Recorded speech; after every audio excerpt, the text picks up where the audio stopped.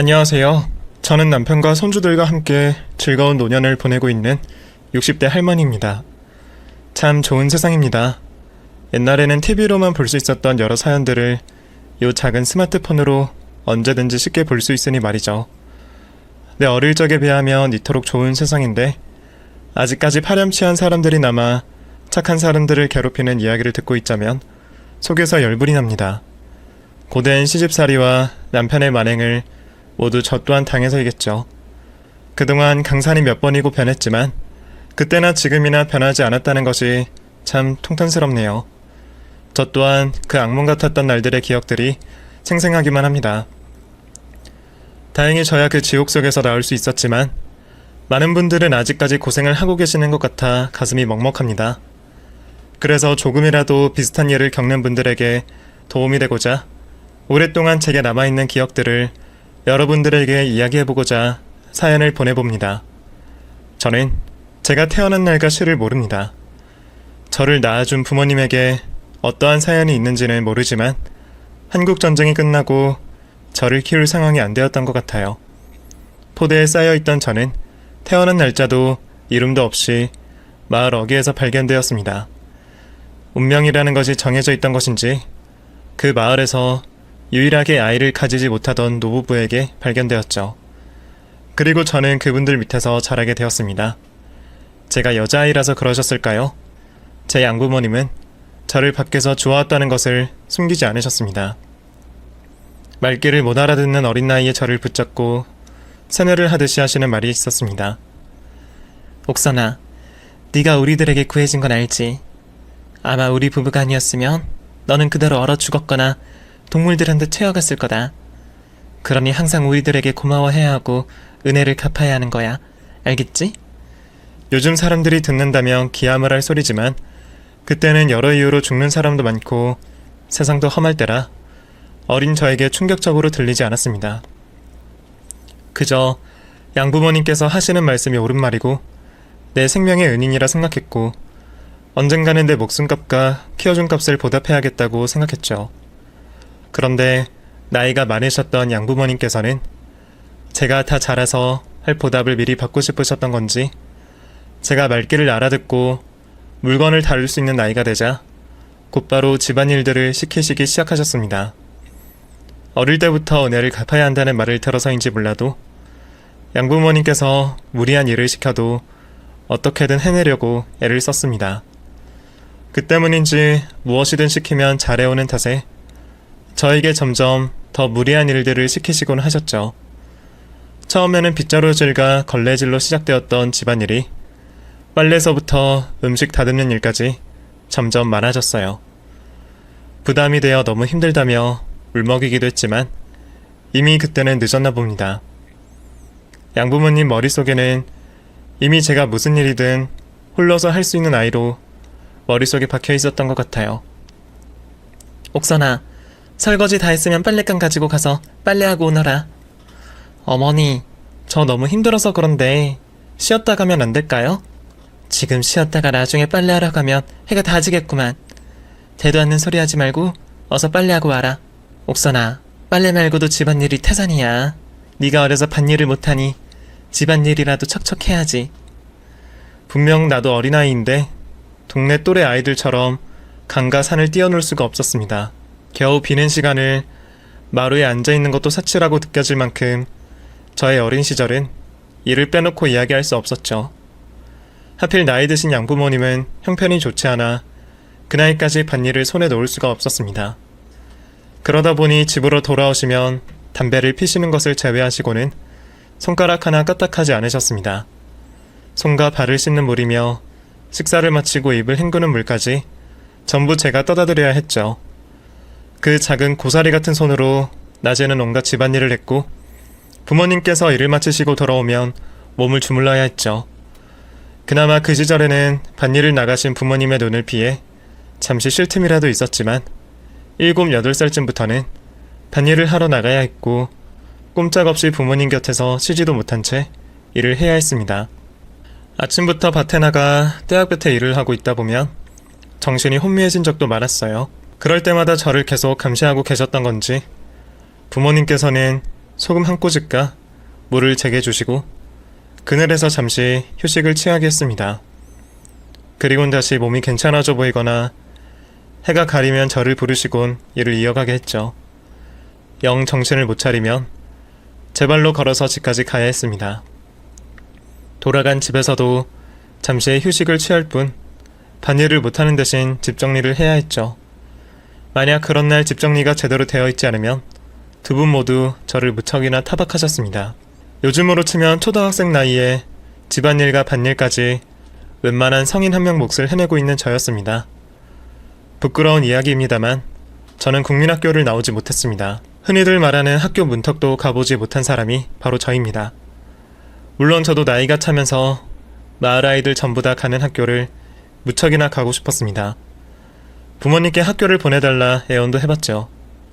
하지만 제가 밭일과 집안일을 도와야 입에 풀칠이라도 한다며 매번 학교를 못 다니게 하셨습니다.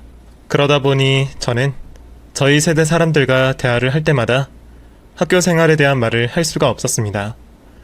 당시 국민학교에서 나눠주던 우유가루, 옥수수빵 그런 것들도 겨우 마을 친구들 통해서 얻어서 처음 먹어봤죠. 참 많은 것이 결핍이 된 삶을 살고 있었습니다. 그렇게 일만 해오던 저는 남는 것 없이 나이만 먹어갔습니다.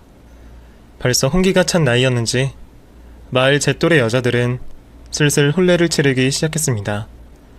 그때까지만 해도 저는 제 미래에 대해서 꿈꿔본 적이 없었습니다. 과거도 그렇고 현재도 그렇고 미래도 지금 하는 일만 하면 된다고 생각했습니다. 그래서 마을에서 벌어지는 혼례를 볼 때도 어떠한 감흥도 생기지 않았습니다. 혼례를 치르는 날이면 조금이라도 일을 쉴 수가 있어서 좋았고 잔치상 음식들을 주워 먹을 수 있어서 그것이 좋았을 뿐이었죠. 그런데 그때쯤 저에게도 누군가를 마음에 품게 되는 일이 생기게 되었습니다.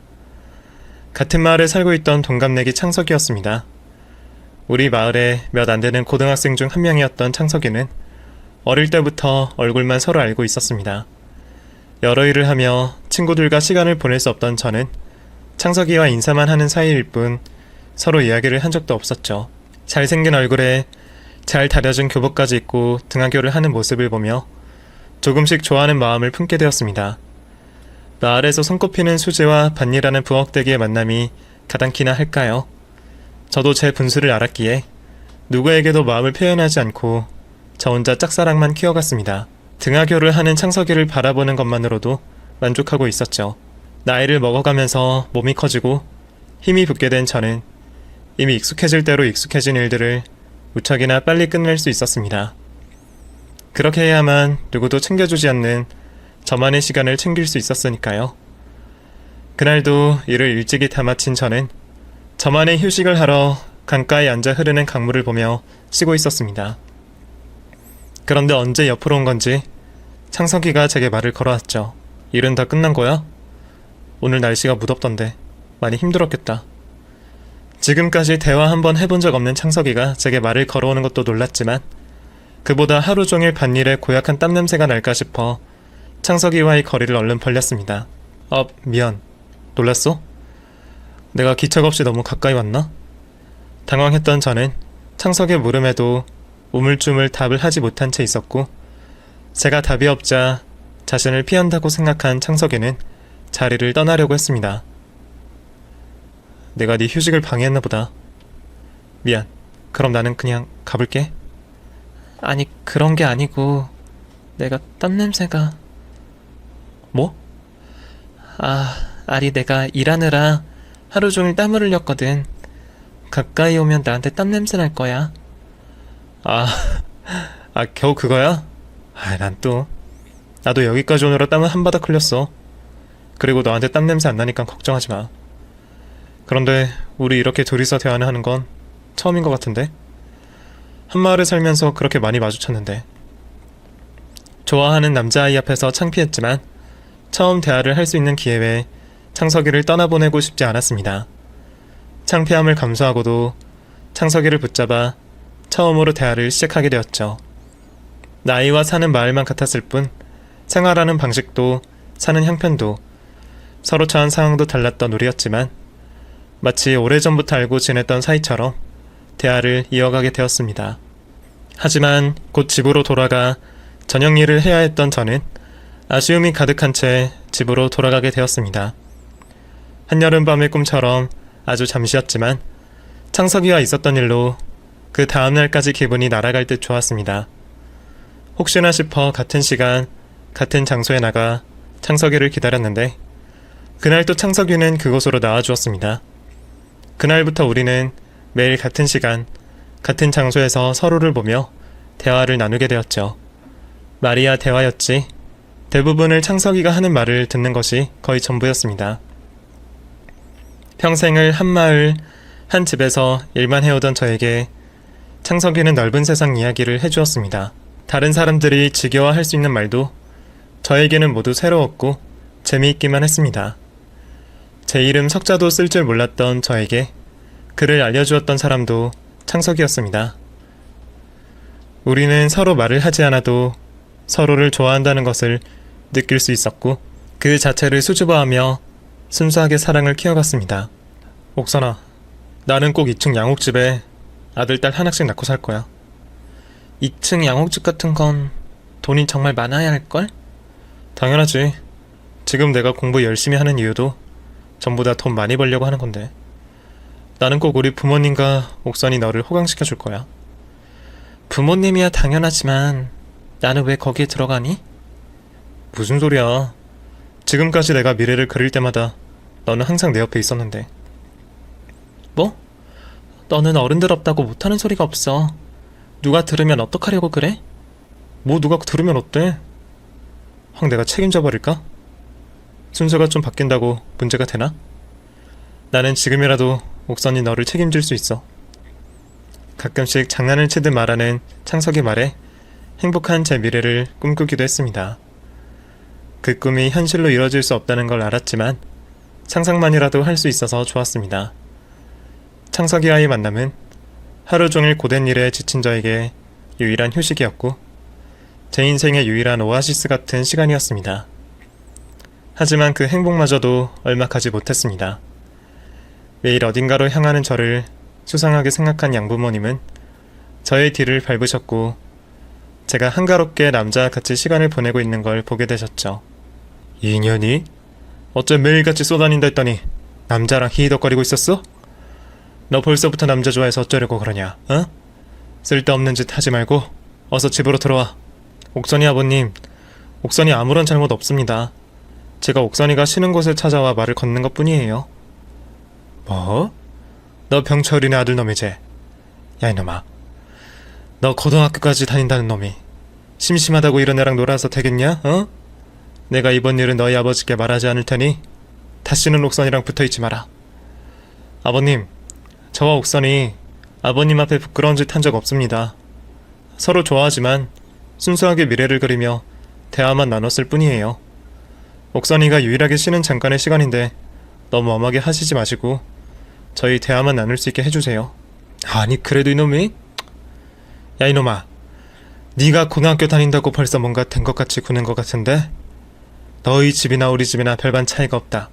그 말이 무슨 말인가 하면 우리 집이 너희 집에 옥선이를 보내고도 받을 것이 없다는 소리야. 거기다 너희 부모님도 아들인 녀석 공부시켰더니 며느리감으로 데려온 것이 겨우 옥선이면 얼마나 큰 불효겠냐, 어?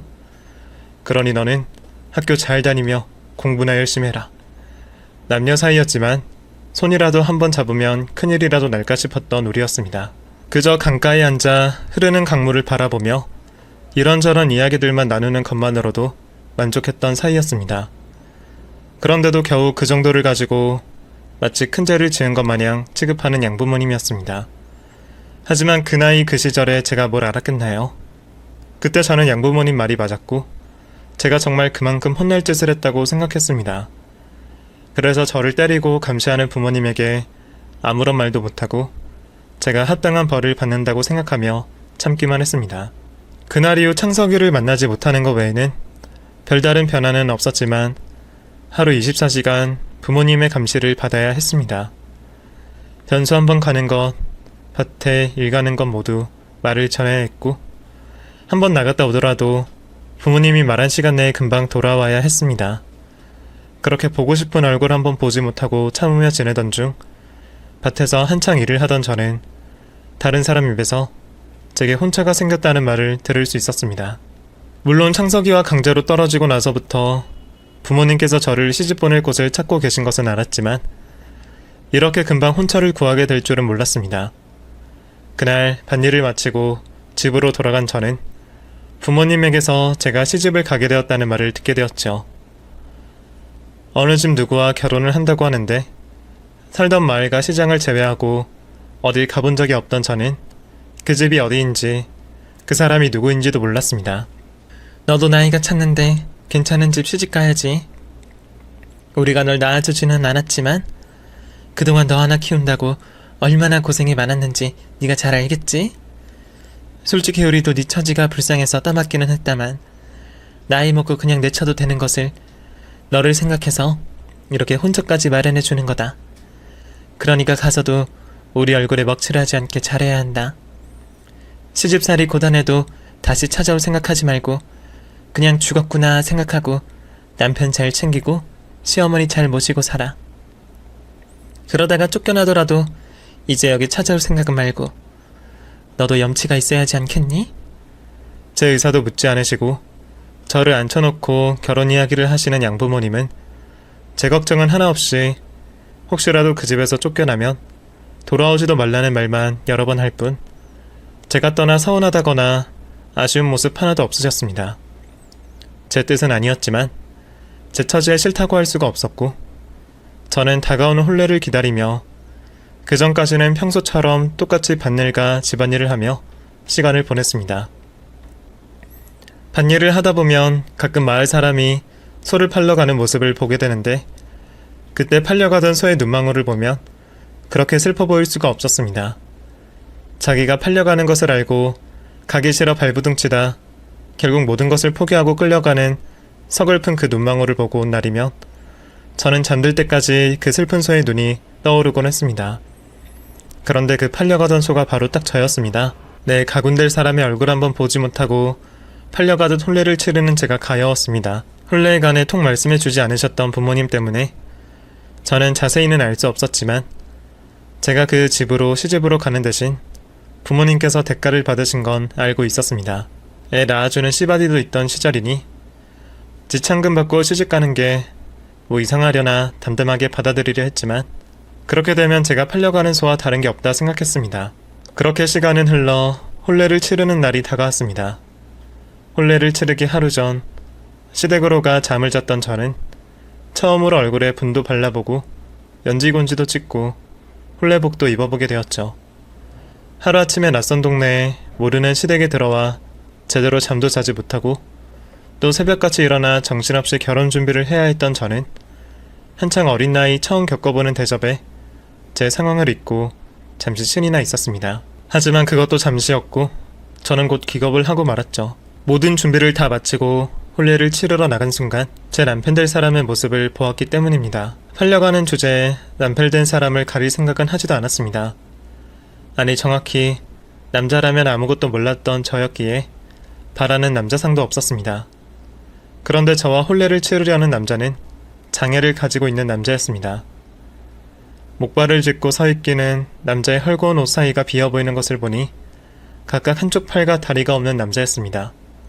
저도 가난한 그 시절에 멀리서 나병 환자들도 보고 시장에서 종종 장애를 가진 사람들도 보았지만 그때까지는 저와 거리가 먼 이야기라고 생각했습니다.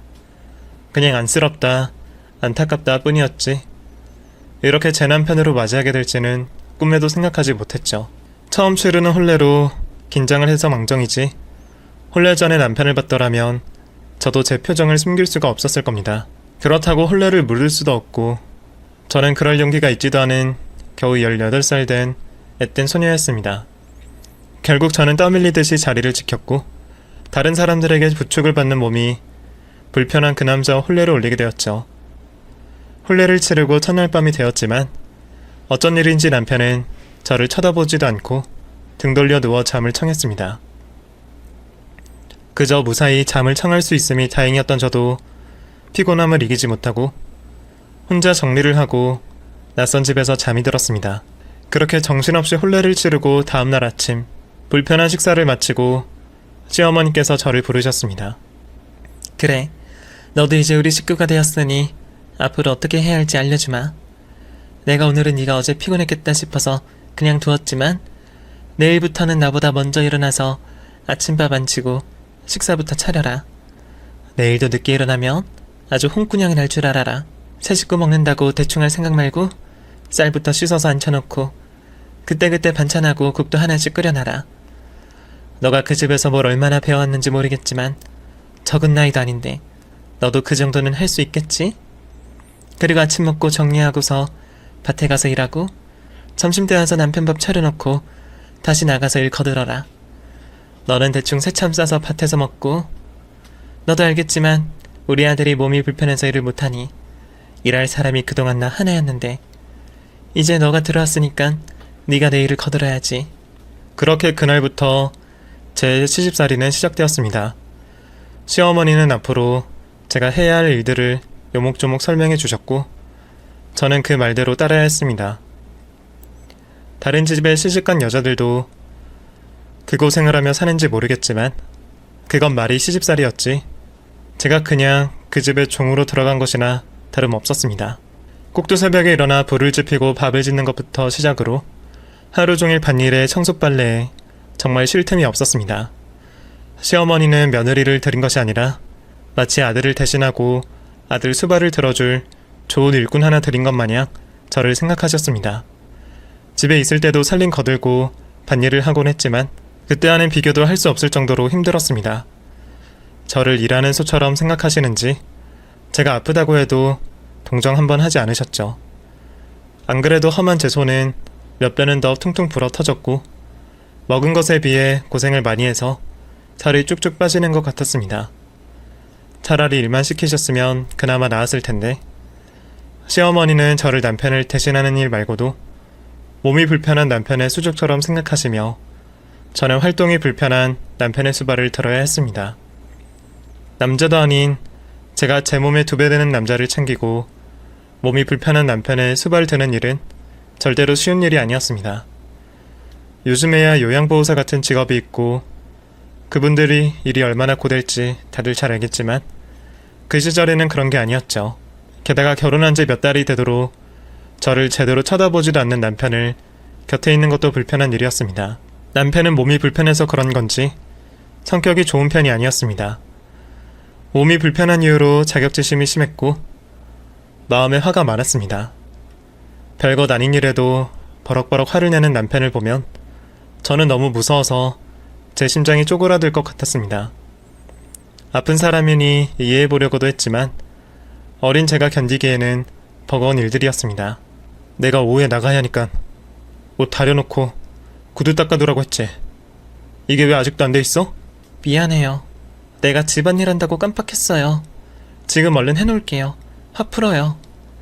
하루 종일 하는 것도 없는 게 서방이 시키는 거 하나 제대로 안 해놔? 왜? 너도 내가 병신이라 무시하는 거냐? 그래? 팔다리도 없는 새끼가 옷 다려 입고 구두 닦아 신어서 뭐 하나 싶냐? 그런 거 아니에요. 정말 깜빡했어요.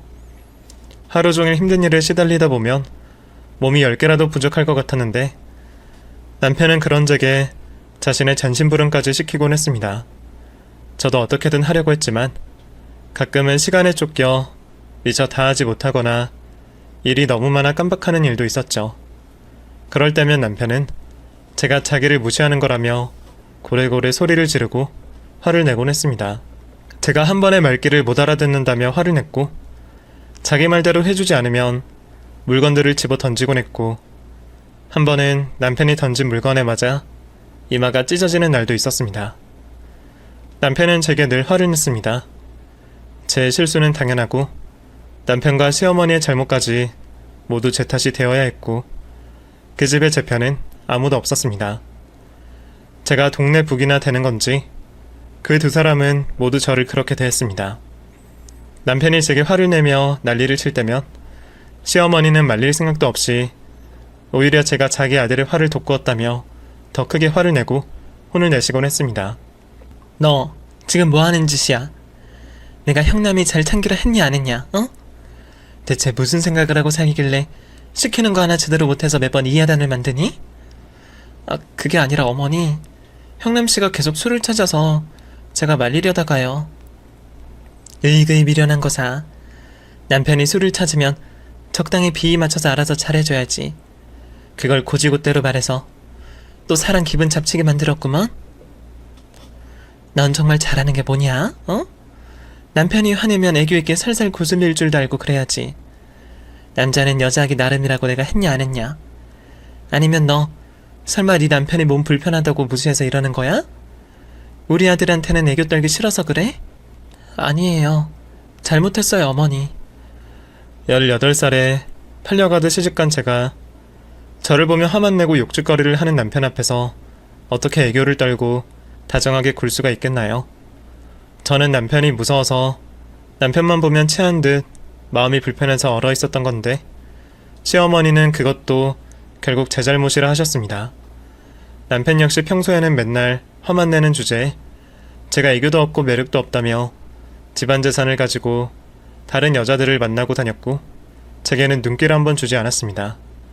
덕분에 무서운 남편이 저한테 마누라 노릇 바라지 않아서 다행이라 해야 하는지 모르겠지만 결국 저는 힘든 시댁살이에 지쳐가며 기댈 남편도 정부칠 곳도 하나 없이 마음의 병이 들어갔습니다.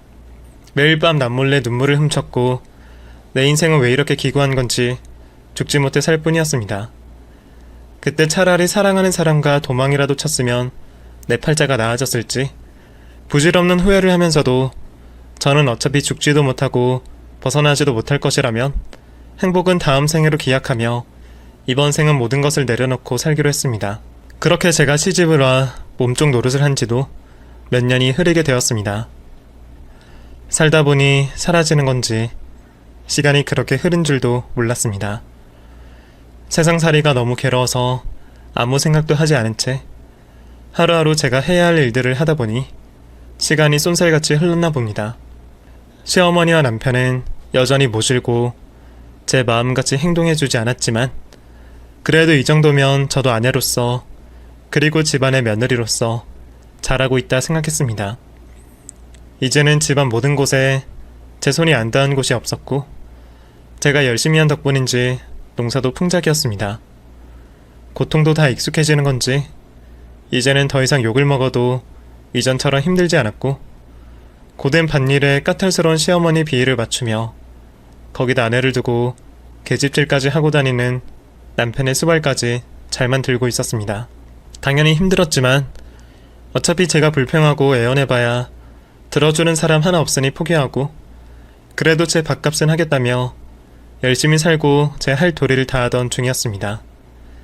이 정도면 웬만한 시어머니들은 인정해 주실 법도 한데 그런데 제가 거기서 무엇을 더 해야 했는지 시모는 여전히 시집을 온 날부터 지금까지 저를 못 잡아먹어서 안달이었죠.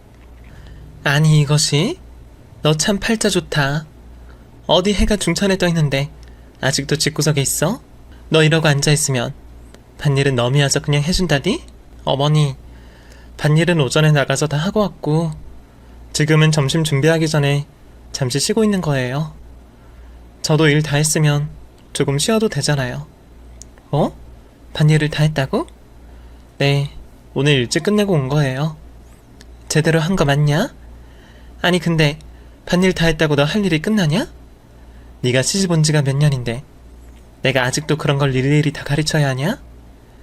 일이 없으면 물어라도 보던가. 얼마 전에 따온 콩도 저기 뒤편에 껍질 그대로 있는데 짬이 나면 일을 찾아서 해야지 할 게 없다고 이러고 앉아있어? 쉴 생각하지 말고 뭐라도 찾아서 일을 해. 시어머니는 제가 다만 10분도 쉬고 있는 꼴을 보지 못하셨습니다. 저도 일을 찾아서 하는데 그 잠깐 쉬는 것이 싫으셔서 어떻게든 핑계를 만들어 제게 일을 시키곤 하셨습니다. 이미 했던 일을 마음에 안 든다고 다시 해오라 시키신 적도 여러 번 있었습니다. 겨울 이불을 새천으로 잘 끼워둔 것을 바느질한 꼬라지가 마음에 안 든다며 죄다 뜯어두신 분이셨고 제가 하는 일에는 늘 다 된 밥에 죄를 빠뜨리시는 분이셨습니다. 저는 그런 시어머니가 도통 이해가 되지 않았습니다. 제가 대체 뭘 잘못했는지도 모르겠지만 아무리 미운 며느리라도 그렇게 희생하고 노력하는 걸 보셨으면 조금이나마 예뻐하지 않으실까 했습니다. 하지만 시어머니는 그리 호락호락한 분이 아니셨고 시간이 지날수록 괴롭힘이 더 심해지는 듯 했습니다. 매일 담벼락 너머로 고함 소리가 새어나갔고 욕을 안 듣는 날이 없었습니다. 오죽하면 동네 사람들이 저를 불쌍하다 할 정도였으니 제가 당했던 시집살이가 보통 시집살이가 아니긴 했던 모양입니다. 남들도 저를 그렇게 불쌍하게 생각하고 심각하게 여기는데도 정작 저는 어느 순간부터 그런 고통들이 아주 무감각해졌습니다. 구박도 습관이 되는 건지 매일 습관처럼 구박을 듣고 혼이 나다 보니 언젠가부터는 그것들이 평범하게 느껴졌습니다. 욕짓거리는 그냥 흔한 인사말 같았고 말 한마디 한마디에 상처받던 저는 더 이상 쉽게 상처를 받지 않았습니다. 물론 일을 너무 많이 시키시고 말보다 매를 먼저 대는 시모 때문에 몸은 아팠지만 마음은 텅 빈 것처럼 아무렇지 않아 보였습니다. 덕분에 매일 눈물 흘리던 저는 그럭저럭 하루하루를 살아갔고 더 이상 벗어나려는 노력도 없이 그저 순응하듯 살아가고 있었습니다. 그날도 저는 집안 살림을 끝내고 밭일을 하러 나가 있었습니다. 그날따라 몸살 기운이 있는지 아프고 피곤하기는 했지만 표를 냈다가는 농땡이 부린다고 더 혼날 게 뻔해 아무 말 않고 일만 하고 있었습니다. 매일 하는 일이지만 농사는 참 힘든 일이었습니다. 구부려 앉아 불편한 자세로 하루 종일 일을 하면 여기저기 아프지 않은 곳이 없었죠. 게다가 여름이면 떼학볕에 나와 1시간도 버티기가 힘들었습니다. 그럴 때면 남들은 1시간에 한 번씩 쉬어가며 새참도 먹고 하는데 저는 시어머니 감시 아래서 한시도 쉴 수가 없었습니다. 그날따라 몸이 안 좋았던 저는 어쩔 수 없이 일손이 느려지기 시작했죠. 덥기도 더웠고 몸도 너무 힘들었습니다. 시어머니는 이미 한참 쉬다가 제 앞에서 일도 안 하고 감시하듯 서 있었는데 제가 손이 느려진 것을 보고는 또 불같이 화를 냈습니다. 등짝을 세게 갈기는 시어머니 때문에 정신이 바짝 든 저는 다시 힘들 내일을 이어가게 되었습니다. 밭일하며 얻어맞는 일이 하루 이틀이 아니었기에 제게는 별반 특별한 일이 아니었습니다. 그런데 그 다음 말은 참 마음이 아팠습니다. 제가 또 손이 느려진다 싶었는지 시모가 제 머리를 때리며 이렇게 말했습니다. 이게 날 덥다고 일을 슬렁슬렁하네? 똑바로 해. 이애미 출타한 년아. 머리를 퍽 얻어맞고 밭에 그대로 쓰러진 제가 고개를 든 순간 저는 시모가 웬 남자에게 뺨을 맞는 것을 보고 말았습니다. 갑자기 벌어진 일이라 제가 더위를 먹어 헛것을 보는 줄만 알았습니다. 시모는 짝소리가 날 만큼 세게 뺨을 얻어맞았고 반쯤 머리 빠진 듯 했습니다. 겨우 정신을 차리며 일어나 그 사람을 보게 된 저는 그 사람이 누구인지 단번에 알아볼 수가 있었습니다. 그 사람은 제가 평생 잊을 수 없는 그 사람이었습니다. 순수했던 시절 손만 잡고도 좋았던 그 사람, 바로 창석이었습니다. 늘 입고 다니던 다 떨어진 옷이 아닌 세련된 검은 양장을 입은 창석이었지만 저는 창석이를 모를 수가 없었습니다. 어엿한 어른된 창석이의 모습이 참 익숙하고도 낯설었습니다. 창석이는 흙을 털어내는 제 손을 붙잡고 한참을 말없이 저를 바라보고만 있었습니다. 창석이가 제게 무슨 말을 하고 싶을지 저는 듣지 않아도 느낄 수가 있었습니다. 그 순간만큼은 세상에 우리 두 사람만 있는 듯 했는데 곧이어 들려온 시모의 찢어지는 고함 소리에 저희는 퍼뜩 정신을 차렸습니다. 지금 뭐 하는 거야? 당신 대체 누구야? 오냐, 니년이 기어이 기둥서방을 만들었어? 너 남편이 겉돈다고 네가 지금 맞바람이라도 나겠다 이거냐? 이 애미도 없는 년 불쌍해서 걷어줬더니 감히 시애미랑 지 아비를 기만하고 이딴 짓을 벌여? 당신 뺨 한 대 맞은 걸로 정신을 못 차리겠나 보지? 어? 지금 누구 앞이라고 그따위 말을 하고 있어? 당신이 그동안 죄 없는 이 여자 얼마나 괴롭혔는지 내가 다 보고 있었어. 당신 촌사람이란 뭘 모르나 본데 요즘에는 그런 걸로 감옥에 갈 수 있어. 폭행죄라고 알아? 폭행에 협박에 노동 착취까지 했으니 못해도 10년은 감옥에서 썼겠는데? 내가 서울에서 사업하는 사람인데 아는 변호사도 많고 판검사들하고도 호영호제하고 있는데 내가 손 쓰면 당신이랑 당신 집안 거덜내는 거 시간 문제야. 어디 고소 한번 당해보고 싶어? 당신 잘난 아들 감옥 들어가게 해줄까? 아니 선생님, 어디서 오셨길래 갑자기 이러십니까? 제가 잘못했습니다. 용서해주세요. 용서? 사람을 이렇게 괴롭혀놓고 용서해달라는 말이 나와? 당신이 용서받고 싶으면 불쌍한 사람 그만 괴롭히고 놔줘. 이 사람은 내가 데려갈 테니까. 감옥 가기 싫으면 가만히 있는 게 좋을 거야. 저와 창석이를 죽일 듯 내려보던 시몬은 창석이가 대단한 사람인 양 줄줄이 밥을 읊자 금세 꼬리를 내렸습니다. 아무래도 시골 사람이던 시모에게는 서울에서 온 사업가가 하는 말들이 무섭기는 했던 모양입니다. 겨우 이 정도로 겁을 먹을 사람이 며느리인 제게는 어떻게 그렇게 못되게 군 건지 저는 지금도 이해가 되지 않습니다. 그래도 덕분에 시모는 잠잠해졌고 저는 그제서야 창석이와 이야기를 나눌 수가 있었습니다. 그때까지도 저는 창석이가 시모 앞에서 괜히 거짓말을 하는 줄 알았습니다. 창석이 형편을 뻔히 알고 있었는데 창석이가 서울에서 성공을 했다니 법조인들을 많이 안다고 하는 것이 다 시모에게 겁을 주려 한 허풍이라고 생각했습니다. 조용한 곳으로 자리를 옮겨 저를 뚫어져라 보던 창석이는 눈물부터 흘렸습니다.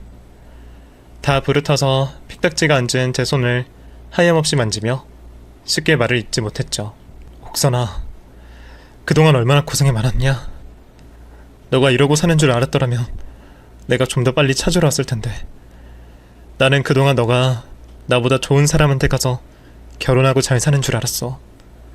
내가 아무것도 가진 게 없고 해줄 게 없어서 너를 포기했었는데 이럴 줄 알았으면 그러지 말 걸 그랬어. 창석아, 난 괜찮아. 이제는 나도 그냥 견딜만 해. 사는 게 다 비슷하겠지. 그러면서 그냥 사는 거야. 근데 너가 여기까지 나를 어떻게 알고 찾아왔어? 멀리 떠났다고 들었는데? 오랜만에 고향에 갔다가 너 소식 듣고 여기까지 찾아온 거야. 그렇다고 결혼한 여자 집에는 못 찾아가고 이 동네 돌아다니면서 너가 어떻게 지내는지 숨어보고 있었는데 그 여자가 너한테 손찌검하는 거 보고 눈이 돌아서 뛰어났어. 내가 너 맞는 꼴을 어떻게 보겠어? 옥선아, 나 그동안 한 번도 너 잊은 적 없다. 도망치듯 서울 가서 지내면서도 늘 너 생각하면서 버텼고 너한테 도움되고 싶어서 노력해왔어. 그래서 지금은 너한테 부족함 없이 해줄 만큼 벌게 됐어. 나 너가 결혼한 거 개의치 않아. 내 형편이 나아져도 내가 사랑하는 사람은 옥선이 너 하나야. 많이 늦은 거 알지만 이제라도 나랑 다시 시작하자. 허풍인 줄 알았던 창석이의 말은 모두 사실이었습니다. 아쉽게도 대학까지는 학업을 이어가지 못했던 창석이는 무작정 서울로 올라갔고 별의별 고생을 하며 지냈다고 합니다. 운이 좋았던 건지 개인 사업을 하던 사장님에게 눈에 띄었던 창석이는 그 밑으로 들어가 일을 배우기 시작했고 사장님의 배려로 독립을 할 수 있게 되었다고 합니다. 그 시절에는 서울의 기회가 참 많았기에 열심히 살던 창석이에게도 벼락같은 행운이 찾아오기도 했나 봅니다. 돈도 벌 만큼 벌었으면 나 같은 건 있고 좋은 여자 만나서 가정 꾸리고 살지. 창석이는 그 세월 동안 저를 잊지 못하고 혼자 지내왔고 고향에서 제 소식을 듣고 저를 몰래 찾아왔던 겁니다. 제가 잘 살고 있어도 아쉬웠을 창석이는 제가 시모에게 구박을 당하고 쌍욕과 몰매를 맞는 것을 보고 제 앞에 나설 수밖에 없었습니다. 창석이는 제가 결혼을 한 것을 알고도 다 상관없다며 저와 새 인생을 살고 싶다며 저를 설득했습니다. 저는 제 구원자를 자처한 창석이에게 많이 고마웠지만 또 미안했습니다. 이미 많이 늦었다 생각한 저는 성공한 창석이의 발목을 잡고 싶지 않았습니다. 하지만 창석이는 그런 제 마음을 돌리며 끝까지 제 손을 놓지 않았습니다. 결국 저는 저를 찾아온 그 사람을 따라가기로 마음먹었습니다. 남편과는 이혼을 해야 했지만 그럴 필요도 없었습니다. 그 옛날 그 시골에서는 애 낳기 전에 혼인신고도 안 하는 일이 아주 흔했으니까요. 애초에 손주 바라지도 않던 시어머니가 저를 호적에 올려주려 하기는 하셨을지 모르겠지만 덕분에 저는 이혼할 필요도 없이 창석이를 따라 나설 수가 있었습니다. 그렇게 창석이를 따라 서울로 올라간 저는 결국 결혼까지 하며 제가 바라던 행복을 찾을 수가 있었습니다. 나 같은 여자를 받아준 창석이가 바보 같기도 하지만 저는 그런 남편 때문에 평생 행복하게 살 수가 있었네요. 그 후로 저희는 강가에서 그렸던 미래처럼 세라의 딸과 아들 하나씩을 두고 지금은 손녀 손자들을 돌봐주며 여유롭게 지내고 있습니다. 나이가 들어 생각을 해보니 어렸을 적 여러 번 제 손으로 제 삶을 변화시키지 못한 것에 대한 한이 있습니다. 양부모님의 말을 따르지 않았더라면, 나를 종 취급하는 그 집을 떠나왔더라면, 이런 것들이죠. 운 좋게 좋은 남편을 만나 결국에는 행복한 삶을 살고 있는 사람으로서 제가 할 말인가 싶지만, 부디 저 말고 다른 분들만큼은 자신의 인생을 스스로 개척해 나갔으면 싶네요. 무작정 누군가를 기다리는 것보다 스스로 선택하는 것이 더 빠를 테니 말이죠. 다들 스스로의 행복을 찾으셨으면 좋겠습니다. 감사합니다.